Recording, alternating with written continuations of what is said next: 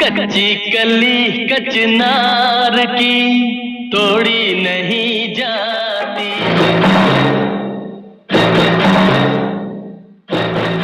हाँ जी हाँ, माफ करना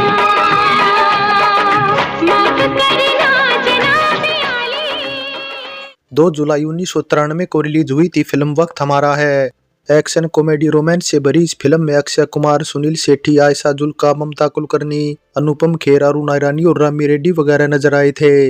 ऐसे में करीबन 1.25 करोड़ के बजट में बनी वक्त हमारा है 112 स्क्रीन पर रिलीज होने के बाद करीबन 2 करोड़ रुपए की कमाई करते हुए एवरेज रही थी और साल की 23वीं सबसे ज्यादा कमाई करने वाली फिल्म साबित हुई थी। अब बात शुरू होती है फिल्म जुल्म की हुकूमत से, जिसकी शूटिंग के दौरान वक्त हमारा है फिल्म की घोषणा हुई थी। क्योंकि जुल्म की हुकूमत बतौर निर्माता साजिद नाडियाडवाला की डेब्यू फिल्म थी। फिल्म का डायरेक्शन भरत रंगाचरी कर रहे थे, लेकिन 1988 में घोषणा होने के बाद जुल्म की हुकूमत की शूटिंग काफी डिले चल रही थी। इसलिए निर्माता साजिद नाडियाडवाला और डायरेक्टर भरत रंगाचरी ने प्लान बनाया एक रोमांटिक एक्शन कॉमेडी फिल्म बनाने का। इंडस्ट्री में तब एक नए राइटर का आगाज हुआ था, जिन्हें हम रूमी जाफरी के नाम से जानते हैं। ये वही रूमी जाफरी जिन्होंने बाद में कॉमेडी के बादशाह डेविड धवन के साथ जोड़ी बनाई थी और कुली नंबर 1, साजन चले ससुराल जैसी फिल्मों का स्क्रीन प्ले लिखने के अलावा रूमी जाफरी ने जुड़वा, hero number 1, mister and Mrs खिलाड़ी, बड़े मियाँ छोटे मियाँ, व हम किसी से कम नहीं जैसी फिल्मों की स्क्रिप्ट की है और कुछ फिल्मों के तो डायलॉग भी लिखे हैं। ऐसे में रूमी जाफरी की सुनाई कहानी का कॉन्सेप्ट अच्छा लगने से साजिद नाडियाडवाला ने तुरंत ही कास्ट फाइनल करनी शुरू कर दी। अक्षय कुमार जहां तब सौगंध और डांसर जैसी फिल्में कर चुके थे, वहीं सुनील शेट्टी भी तब अपनी डेब्यू फिल्म के इंतजार में थे। हालांकि कई फिल्में उन्होंने साइन कर रखी थी, लेकिन ये फाइनल नहीं था कि कौन सी पहले बनकर रिलीज होगी। राजीव राय के अलावा पहलाज नीलानी ऐसे थे जो सुनील शेट्टी को अपनी फिल्म से लॉन्च करना चाहते थे। बताया जाता कि पहलाज ने तो एक और फौलाद टाइटल से सुनील शेट्टी को लेकर शूटिंग भी शुरू कर दी थी, लेकिन फिर कुछ वजहों से फिल्म ठंडे बस्ते में चली गई। और फिर इसके बाद राजीव राय का भी प्लान जब फेल हो गया तो राजू मोहानी के निर्माण व दीपक आनंद के डायरेक्शन में बनी 1992 में आई फिल्म बलवान सुनील शेट्टी की डेब्यू फिल्म बन गई। और जैसे ही बलवान फिल्म रिलीज हुई, सुनील शेट्टी कई फिल्मों की शूटिंग में बिजी हो गए। सुनील शेट्टी एक और जहां साजिद नाडियाडवाला की वक्त हमारा की शूटिंग करने में लग गए, वहीं दूसरी तरफ वे राजीव राय की मोहरा की भी शूटिंग करने में बिजी हो गए। और ये दोनों ऐसी फिल्म है जिसमें सुनील शेट्टी व अक्षय कुमार की जोड़ी बनी थी। वैसे एक बात यह भी है कि जब वक्त हमारा फिल्म की शूटिंग शुरू होने वाली थी, तब दीपक बहरी ने भी इस जोड़ी के साथ हम बेमिसाल टाइटल वाली एक फिल्म की घोषणा की थी। लेकिन कुछ वजहों से फिल्म डिले हो गई और वक्त हमारा है वह मोहरा के बाद जाकर रिलीज हो पाई। अक्षय कुमार और सुनील शेट्टी 90 के दशक में डेब्यू करने वाले दो ऐसे स्टार हैं जिनका मार्शल आर्ट से पुराना नाता है। अक्षय कुमार जहां ताइक्वांडो में ब्लैक बेल्ट हैं, वहीं सुनील शेट्टी किक बॉक्सिंग में ब्लैक बेल्ट हैं। लेकिन वक्त हमारा है जहां रिलीज हुई सुनील शेट्टी के करियर की दूसरी फिल्म थी, वहीं अक्षय कुमार की सौगंध के अलावा डांसर, खिलाड़ी, मिस्टर बॉन्ड, दीदार, दिल की बाजी व कायदा कानून जैसी कुछ और फिल्में भी रिलीज हो चुकी थी। यानी ये बात क्लियर है कि अक्षय कुमार वक्त हमारा की रिलीज से पहले ही सुनील शेट्टी से बड़े स्टार बन चुके थे। साथ ही ये भी बताया जाता है कि अक्षय कुमार और निर्माता साजिद नाडियाडवाला बचपन से ही दोस्त हैं। इसलिए अक्षय ने अपनी दोस्ती का फायदा उठाकर न केवल सुनील शेट्टी के कई एक्शन सीन कट करवा दिए, बल्कि ममता कुलकर्णी के साथ सुनील शेट्टी के एक गाने को भी कट करवा दिया। क्योंकि अक्षय को लगा कि फिल्म में सुनील शेट्टी को उनके मुकाबले ज्यादा स्क्रीन स्पेस दिया जा रहा है। बस इसलिए जब ये बात सुनील शेट्टी को पता चली तो उनके व अक्षय कुमार के सेक्रेटरी विकास बाली के बीच काफी बहस हुई थी। और फिर कुछ इसी वजह से मैगजीन वाले भी अक्षय कुमार व सुनील शेट्टी को लेकर तरह तरह की बातें छापने लगे थे। नाम क्या तेरा? सुनील। सीनियर के सामने बटन खुला लगता है, चल बंद कर।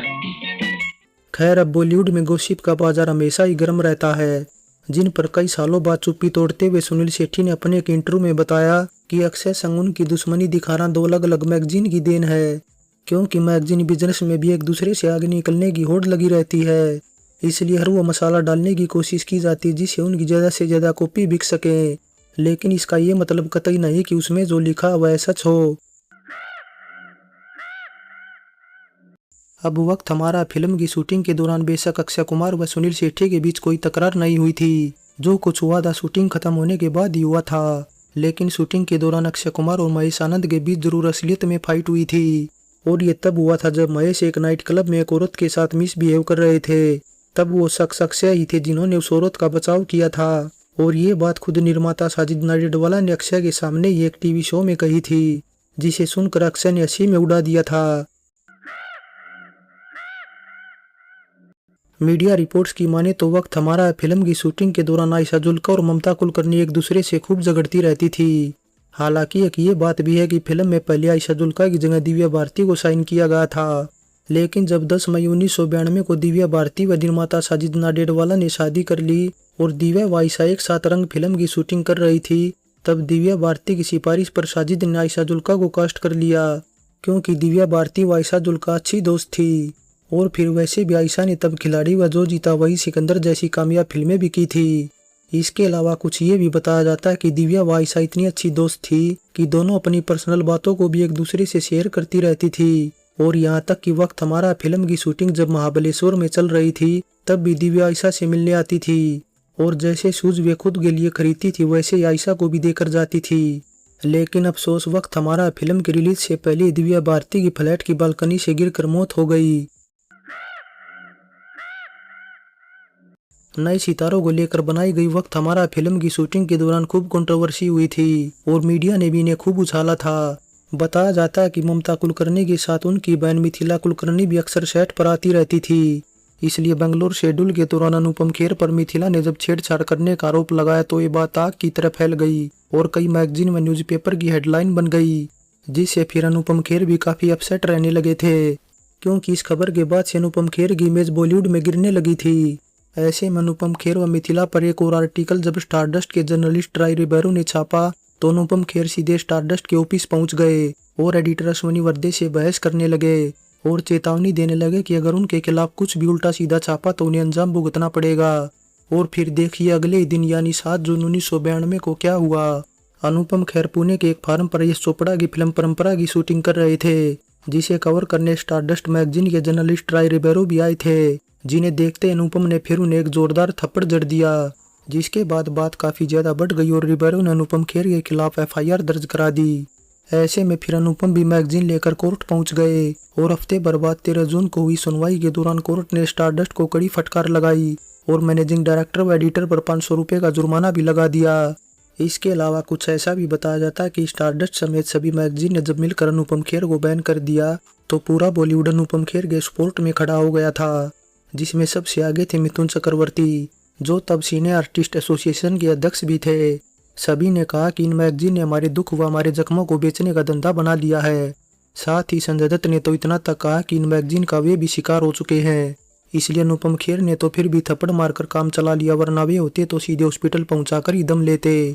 बता देगी एक मैगजीन ने अपने एक आर्टिकल में बात छापी थी कि संजय दत्त अपने पिता सुनील दत्त से नफरत करते हैं। वैसे अब एक ये बात देखिए कि स्टारडस्ट के मालिक नारी हीरा तब जर्नलिस्ट ट्राई रिबेरो के सपोर्ट में खड़े थे और अनुपम खेर पर कार्रवाई की बातें कर रहे थे, जबकि वहीं सालों बाद उन्होंने अनुपम खेर को अपनी फिल्म अपार्टमेंट में साइन किया था, जो कि 2010 में रिलीज हुई थी। ये फोटो देखकर साफ है कि दोनों के बीच अब दुश्मनी नाम की कोई चीज नहीं है। वक्त हमारा फिल्म की कास्ट काफी लंबी चौड़ी थी, इसलिए मेकर्स भी इस दुविधा में थे कि किस भूमिका में किसे फिट किया जाए। लेकिन देखिए केवल एक फिल्म पुराने सुनील शेट्टी ने अपने रसूख के चलते अरुण बख्शी को फिल्म में अपने चाचा का किरदार दिला दिया। सुनील शेट्टी ने अरुण बख्शी की सिफारिश कुछ इस वजह से की क्योंकि बलवान फिल्म के दौरान उनके व अरुण के बीच काफी अच्छा दोस्ताना हो गया था।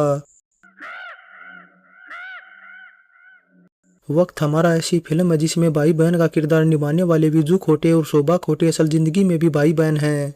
इसके अलावा सुनील शेट्टी, आयशा जुल्का व ममता कुलकर्णी भी ऐसे हैं जिनके किरदारों के नाम उनके असली नाम ही रखे गए थे, यानी सुनील शेट्टी का सुनील, ममता कुलकर्णी का ममता और आयशा जुल्का का आयशा रखा गया था।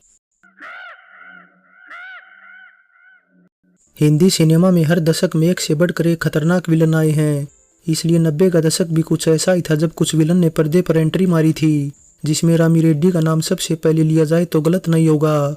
वैसे रामी साउथ से आई थी और वक्त हमारा उनकी दूसरी हिंदी फिल्म थी। पहली 1990 में आई प्रतिबंध थी, लेकिन बावजूद इसके रामी रेड्डी को बजाय मेन विलन के साइड विलन व गुर्गे के किरदार ज्यादा निभाने को मिले थे। वक्त हमारा टाइटल से बनी ये बॉलीवुड की इकलौती फिल्म मानी जाती है लेकिन इतना बता देगी मॉडल तरुण धनराजगिरी और उनके दोस्त रशीद मोहम्मद ने 1987 में वक्त हमारा टाइटल से एक फिल्म की घोषणा की थी।